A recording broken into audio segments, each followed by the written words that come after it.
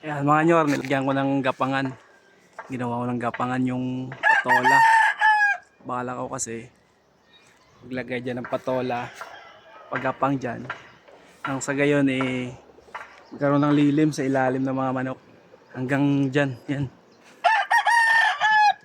Pero hindi pa tapos yan, mamayang hapon kasi masakit na yung araw. Mamayang hapon, tatapusin natin yan.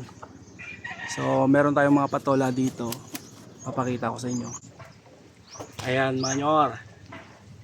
Yan pa. Yan. Meron pa dito. Lilipat natin yan dun sa ilalim ng net na ginawa nating gapangan. Para sa pagdating ng araw magiging malilim na. Ayan. Parating na yung tag-ulan, so hindi na tayo mahihirapan pagdilig. Pero dyan lalagyan pa natin ng nylon yan. So yan na muna yung update natin.